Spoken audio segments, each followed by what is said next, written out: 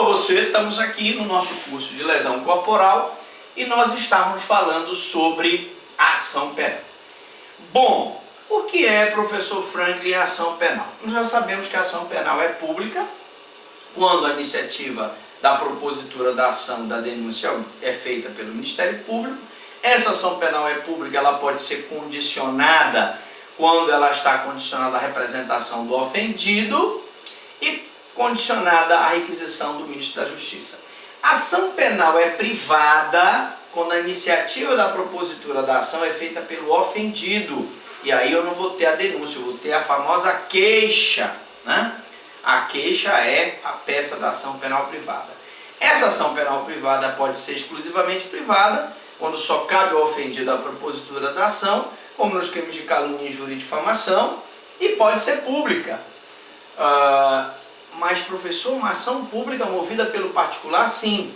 Quando, por exemplo, o Ministério Público não entra com a denúncia no prazo legal, o particular pode entrar com a ação penal privada subsidiária, que é uma ação penal pública, mas como o Ministério Público não deu entrada na ação no prazo legal, o particular, então, pode entrar com a ação penal privada subsidiária. Mas a pergunta é, professor Franklin, a ação penal da lesão corporal? Nós já vimos que a lesão corporal, a ação penal é pública condicionada à representação. Na lesão corporal leve e na lesão corporal culposa. Na lesão corporal leve e na lesão corporal culposa, nós já explicamos lá na primeira aulinha de lesão corporal de que o Ministério Público, para mover a ação penal, precisa da representação do ofendido, da autorização do ofendido para que ele possa promover a ação. Atenção! A ação penal é pública condicionada à representação, competindo ao juizado especial julgamento dos crimes de lesão corporal leve e culposa, desde que não seja no âmbito de violência doméstica. Professor, então, peraí, vamos lá, deixa eu ver se eu entendi.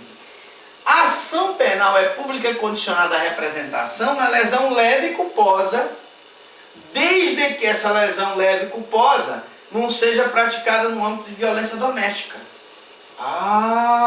Quer dizer, professor, que se for praticado no âmbito de violência doméstica, não é condicionada à representação? Não é condicionada à representação. Se o marido pratica uma lesão leve contra a esposa, não há necessidade que a esposa represente para que o Ministério Público possa promover a ação penal. Olha só que interessante. Então o Ministério Público pode promover a ação penal sem a representação da ofendida da esposa? Sim, pode. Mas se, por exemplo, a lesão corporal leve ou a lesão corporal culposa for um homem agredir o outro homem, nós vamos ter então a necessidade que o agredido, o ofendido, a vítima, faça a representação para o Ministério Público. Mas também não é só a questão do âmbito de violência doméstica, né? Nós temos que explicar para vocês que a lesão corporal grave, que a lesão corporal gravíssima, que a lesão corporal seguida de morte, ela tem ação penal pública incondicionada. Agora complicou, professor? Não, não complicou. Vamos lá.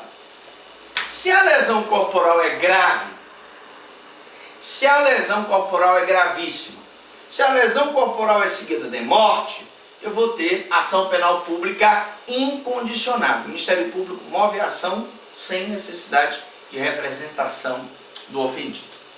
Se a lesão corporal é no âmbito doméstico, seja um pai que bate na filha em âmbito doméstico, é o irmão que bate na irmã em âmbito doméstico, é o marido que bate na esposa em âmbito doméstico, é o namorado que bate na namorada em âmbito doméstico, nós vamos ter então a ação penal pública incondicionada. O Ministério Público pode mover a ação sem representação do ofendido. Beleza.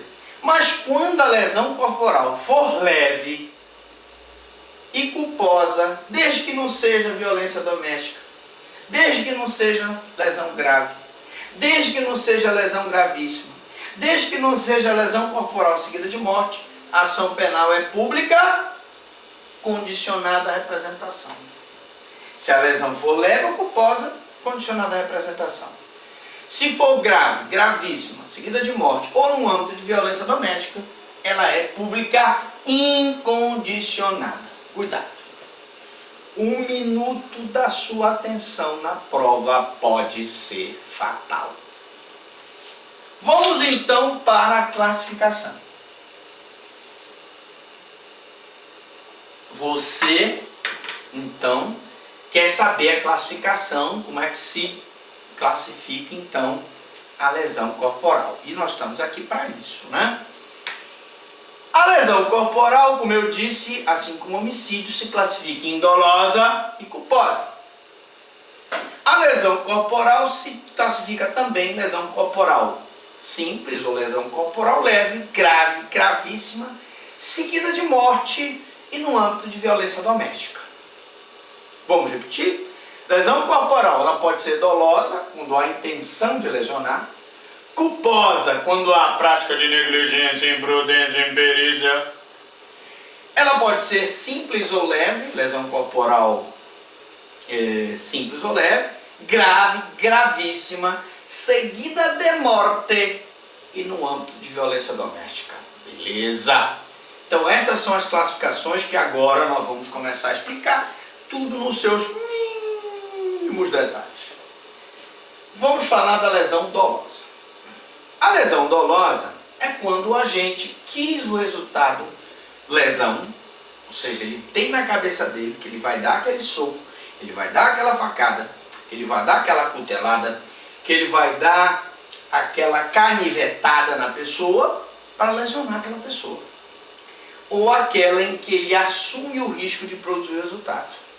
Ele sabe, por exemplo, que se ele, como enfermeiro, não controlar aquele remédio que está sendo ministrado para o paciente, aquele paciente pode sofrer uma cirrose, porque aquele remédio é corrosivo para o fígado, por exemplo, e aí eu vou ter um dolo eventual em que ele assume o risco de produzir o resultado lesão no fígado daquele paciente.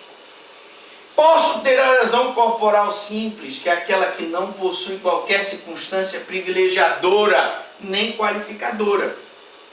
Se a lesão corporal é leve, constatada por um laudo, e eu não tenho nada que comprove que ela é grave, não tenho nada que comprove que ela é gravíssima, não tenho nada que comprove que ela foi seguida de morte, porque a pessoa não morreu, e não tenho nada que comprove que ela foi praticada no âmbito de violência doméstica, ela é simples, tranquilo, fácil.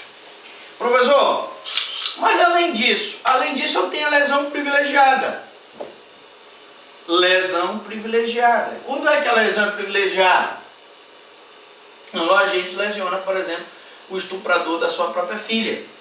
A lesão privilegiada é aquela que é praticada naquelas mesmas circunstâncias do crime de homicídio, né? Relevante valor moral, relevante valor social. E nós vamos explicar mais sobre a lesão privilegiada na próxima aula, né?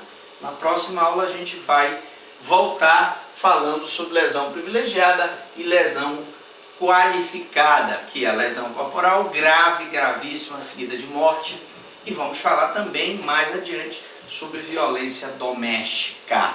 Daqui a pouco eu volto depois dos comerciais. Curta aí a nossa aula e mande compartilhe com seus amigos, mande a sua dúvida, mande a sua pergunta. Volto já já. Tchau, tchau.